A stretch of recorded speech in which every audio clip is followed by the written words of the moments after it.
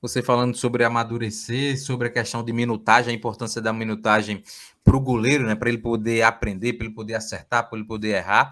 Você tem hoje no seu elenco, né, no seu mini elenco ali de 5 atletas, você tem o Adriano, que joga no Sub-20, e você tem os outros atletas que são o Renan, o Carlos, e o Carlos, não, perdão, o Jordan e o Denis, né? Mas você também tem o Denival. O Denival perdeu já o tempo, né? Já estourou a idade do Sub-20, já está aí no profissional, mas é um atleta que teve pouquíssima minutagem nas categorias de base, né? E aí, falando até com o Jorge, ele falava sobre essa questão de muitas vezes a comissão técnica preferir um atleta de menor estatura que vai atender naquele primeiro momento os objetivos, mas que quem de fato vai chegar pelo nível de estatura, pelo nível técnico, é o cara mais alto.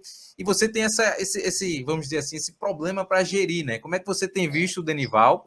E o que seria melhor indicado para o Denival nesse momento, né? Porque ele está lá no final da fila, sem perspectivas de entrar, é um goleiro jovem que precisa de minutagem para crescer, né? Porque existe uma grande expectativa que ele consiga atingir um nível do Maílson, por exemplo, né?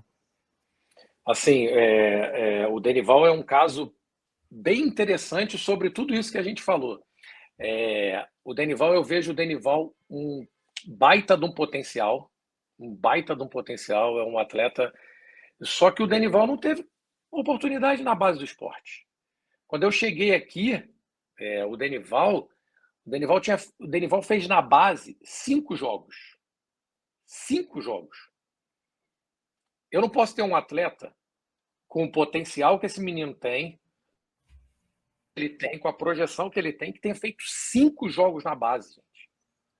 Você vai pegar atletas aí, você tem alguns clubes, né? A gente conversa com outros treinadores de goleiro, alguns clubes implementaram uma metodologia que o atleta tem que ter 50, 60 jogos quando esse garoto chegar no sub-20, entendeu? E aí a gente tem o Denival aqui que tem 5 jogos.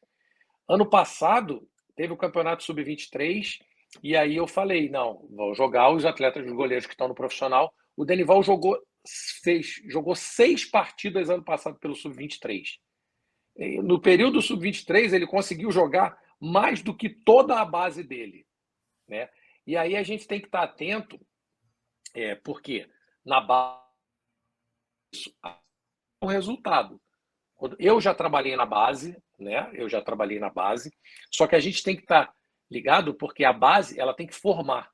Eu tenho que estar preocupado em abastecer a categoria de cima e abastecer o profissional, porque muitas vezes as pessoas se preocupam só com o resultado imediato. E aí acontece o que aconteceu com ele. Você tinha goleiros mais baixos, né? Tecnicamente melhores do que ele, que davam resultado ali naquele momento. Mas aí você fazia uma projeção e falava assim: quem é que vai chegar no profissional? Quem é que eu consigo ver que possa atingir o profissional mais ali na frente? E aí você deixa de dar minutagem, até porque é uma coisa que eu falo. Eu até brinco, né? Os caras até riem, eu falo, trabalhar dá trabalho. E quando você pega um garoto desse, que ele é com uma estatura, geralmente ele é o mais descoordenado, ele é o mais desengonçado, porque ele teve um estirão de crescimento muito grande. Então você tem que ter um trabalho muito maior, né? Só que ele que vai, aí você começa a projetar. A gente fala muito da altura hoje em dia, tem essa discussão. Goleiro. Não, eu não acho que goleiro alto, baixo, ele não jogue no profissional. Mas para mim é mais difícil. Até porque o mercado exige isso.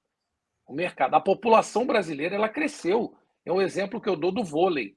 Você pega a geração de prata de vôlei lá, que Bernard, Renan, Montanaro, os caras que ganharam a medalha de prata na Olimpíada de 84, o atacante daquela seleção, o mais alto, tinha 1,90 m. Se você pegar a seleção de vôlei hoje em dia, com 1,90 m, o cara vai ser líbero. Exatamente. Ele vai ser líbero. Porque você tem 2,2 m, 2,7 m, 2,5 m. E com os goleiros aconteceu a mesma coisa. Você pega aí numa série A de brasileiro. Quem é o goleiro com a estatura mais baixa? Se eu não me engano, acho que é o Tadeu do Goiás. Sim, é, esse mesmo. Se eu não me engano, acho que é o Tadeu do Goiás. Isso é uma opinião minha. Eu acho que se o Tadeu, pelo que ele já apresentou, se o Tadeu tivesse uma estatura maior, o Tadeu não estava jogando mais no Goiás. O Tadeu já estaria num time num nível maior, ou então já teria até saído do Brasil. Tem Vai 1,84, né? 1,84. É um baita de um goleiro, mas é um cara que é fora da curva. Entendeu? Aí a gente, mas teve o Cacilhas que jogou. Sim, mas são caras que são fora da curva. E aí, tecnicamente, se ele é muito bom, ok, ele vai jogar. Mas você pega num padrão geral, a maioria. Você tem o PR que está no Botafogo, 1,97 m. Você vai pegando numa média maior, assim, não é que tem que ter 2 metros, 1,95 m, não, mas a população cresceu. E aí os meninos da base, eles acabam assim. Então você não tem que se preocupar ali na base com o menor, que tecnicamente ele me dá o resultado, e aí eu deixo de dar minutagem para esse atleta que eu vejo uma projeção dele de que no profissional ele vai servir. De repente, esse cara aqui ali na frente ele vai dar um resultado para o clube, e aí você não dá minutagem para ele, e aí acontece o que aconteceu. O que a gente tem com o Denival aqui. E o Denival, o que eu acho agora? Ele é um menino que ele precisa jogar. Só que você tem que ter o máximo de cuidado para colocar ele para jogar. Eu não posso chegar aqui, o Denival vai chegar e vai jogar. Vai acontecer com o Denival o mesmo processo que aconteceu com o Maílson. Ele vai errar e acertar, só que vai ser no profissional. E aí? Como é que vai ser?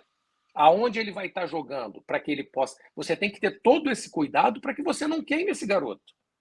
Para que você não desperdice um potencial que você tem, porque você vê que o garoto tem futuro, que tem uma projeção, mas você bota ele numa partida. Vamos dar um exemplo.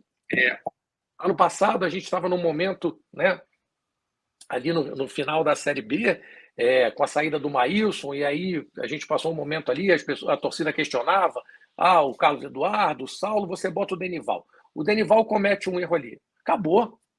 O Denival não vai jogar mais.